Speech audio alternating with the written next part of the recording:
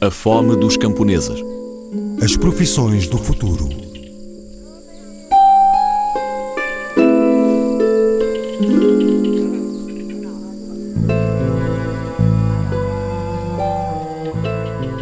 Atualmente, 2% dos agricultores em todo o planeta fornecem a maioria da produção agrícola mundial. O preço a pagar pela sua subsistência é uma crescente utilização de fertilizantes e pesticidas químicos, assim como a marginalização de centenas de milhões de pequenos agricultores que não têm meios para continuar na corrida da produtividade. Mas em 2050 haverá 9 mil milhões de seres humanos para alimentar. Será que vai ser possível fazê-lo se condenamos milhões de produtores ao desaparecimento? E, acima de tudo, se perturbamos o equilíbrio dos ecossistemas, não arriscaremos a agravar a crise ao contrário do que muitos especialistas predizem?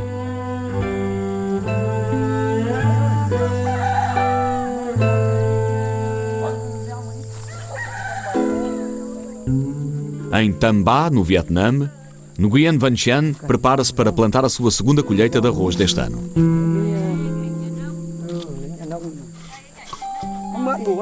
A minha tia disse-me para te vir ajudar a semear. Começo por este lado? Tal como 90% dos camponeses vietnamitas, Chien cultiva arroz, mas produz também mandioca e chá. Também cria algumas galinhas, porcos e vacas para poder lavrar a terra.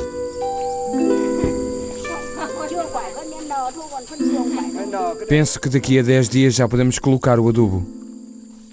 Não. Temos de o fazer daqui a 3 ou 4 dias.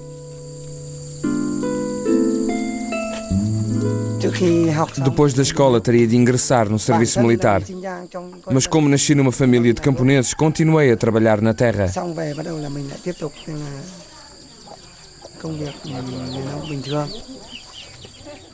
Para dizer a verdade, temos uma superfície muito pequena. Temos apenas 1000 metros quadrados de arrozais para as 4 pessoas que vivem em nossa casa. Se quisermos pôr algum dinheiro de parte, temos de contar apenas com a agricultura e com o cultivo do chá. Aqui o arroz é principalmente uma cultura tradicional. Assim, o que produzimos localmente é de melhor qualidade que aquele que podemos encontrar no mercado. E permite à nossa família ser autónoma no que diz respeito à alimentação, o que é verdadeiramente essencial.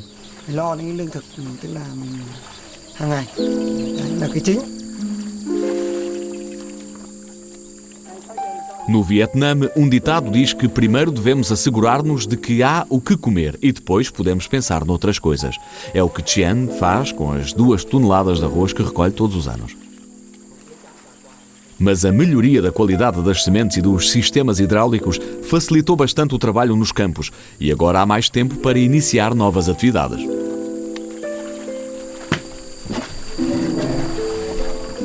Chien comprou recentemente uma debulhadora. Graças a esta máquina tem sempre arroz fresco para a família.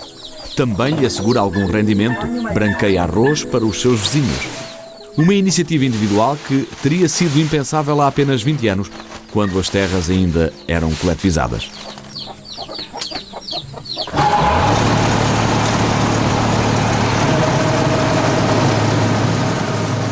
Na altura, os agricultores ligados às cooperativas deviam produzir de modo a assegurar a autossuficiência da sua província.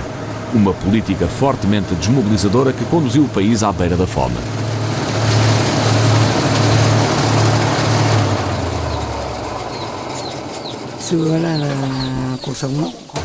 Antes a vida era muito difícil. Quando entrei para o serviço militar, a minha família vivia numa casa muito rudimentar. A vida melhorou substancialmente nestes últimos anos. Tudo graças à política de abertura do Estado e à política de atribuição de terras que tornou o camponês autónomo. O Estado dá apenas apoio técnico e fixa as políticas. Chien recebeu 1/5 dos hectares que poderá cultivar durante 20 anos, mesmo não sendo oficialmente proprietário. É obrigado a deixar uma parte das suas parcelas para o cultivo de arroz, mas pode cultivar o que quiser no resto. e como as necessidades básicas da sua família estão asseguradas, pôde arriscar lançar-se no cultivo de colheitas destinadas ao mercado, como o chá. O Estado continua a subsidiar as sementes, fertilizantes, água e eletricidade, tornando os custos de produção muito competitivos. Graças a esta política, o Vietnã importador pôde fazer face às suas necessidades alimentares e tornou-se em apenas poucos anos exportador de produtos agrícolas.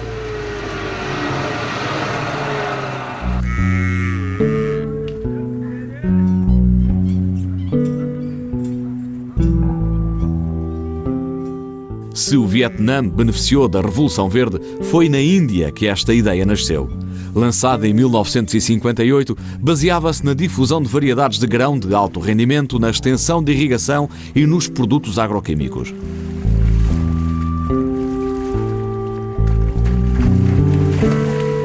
Em determinados estados, como o Punjab, permitiu triplicar a produção de cereais em 20 anos. Mas atualmente a ir assombra numerosos pequenos agricultores para quem este milagre se transformou em pesadelo. छोटा किसान मेरा नाम जरनैल सिंह है मैं पिंड जज्जल दा रहने वाला पिंड जेड़ा जज्जल हैगा Chamo-me Jarnal Singh e sou um pequeno agricultor. Vivo em Jaijal, uma pequena aldeia do Punjab, situada no cantão de Talwandi, distrito de Bathinda. लगभग 3200 है ते ਇਹਦੇ ਜਿਹੜੇ ਹਾਊਸ ਹੈ ਘਰ ਹੈ Vivem aqui 3.200 pessoas, repartidas por 500 famílias. ਜਿਹੜੇ ਲੋਕ ਵਸਦੇ ਨੇ ਉਹ ਸਾਰੇ ਛੋਟੇ ਕਿਸਾਨ ਹੈ Todos os habitantes são pequenos agricultores. Temos entre 1 e 3 hectares por pessoa. ਜ਼ਮੀਨ ਹੈ ਟਰੈਕਟਰ ਉਹਨਾਂ ਨੇ ਹਰ ਘਰ ਦੇ ਵਿੱਚ ਲਗਭਗ ਟਰੈਕਟਰ ਮੌਜੂਦ ਹੈ ਲੇਕਿਨ Quase todas as famílias possuem um trator. Os tratores comprámos-los com as nossas próprias economias. Vendemos tudo, o nosso ouro, as nossas joias, para os podermos comprar. De momento enfrentamos grandes dificuldades. É difícil explicar a razão. Tal como os outros habitantes da aldeia, Jarnal acreditou nos milagres da Revolução Verde. Endividou-se para comprar um trator que deveria permitir melhorar o trabalho na terra. Aceitou também intensificar as culturas. Os fertilizantes químicos e as novas sementes deviam permitir aumentar a produção. Todas as companhias nos aconselharam a trabalhar as nossas terras com tratores. Disseram-nos que teríamos uma colheita melhor e que poderíamos pagar os nossos empréstimos. Mas apercebemos-nos rapidamente de que era um erro. O preço do gasóleo ia aumentando e nós não tínhamos dinheiro suficiente para o comprar. Mal adaptada a agricultores com terras pequenas, a Revolução Verde levou também a uma ruptura das práticas agrícolas. Jarnal abandonou a alternância tradicional entre o trigo e as leguminosas, que permitia ao solo regenerar-se sem produtos químicos. Substituiu a cultura de legumes para consumo próprio pela cultura industrial de algodão. Mas a rotação trigo-algodão necessita de mais fertilizante e também de uma grande quantidade de água. Esgota rapidamente os solos e as águas subterrâneas, fomentando ao mesmo tempo a proliferação de insetos e parasitas das plantas. Resultado, o uso de pesticidas no Punjab foi multiplicado por 12 em 35 anos.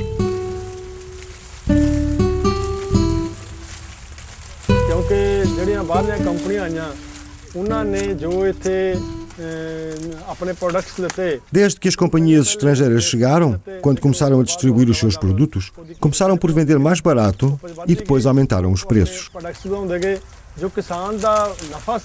Graças a isso, as colheitas foram boas e as companhias lançaram cada vez mais produtos. Todos os lucros que podiam ser ganhos pelos agricultores foram recuperados pelas companhias e os agricultores deixaram de ganhar, fosse o que fosse. Depois, os produtos que eles forneceram aos agricultores eram maus para o ambiente. Estragaram-no completamente. Mas o agricultor não teve outra escolha senão continuar a utilizar estes produtos. Sim, comprávamos os pesticidas a crédito e pedíamos dinheiro emprestado aos comerciantes para os pagar.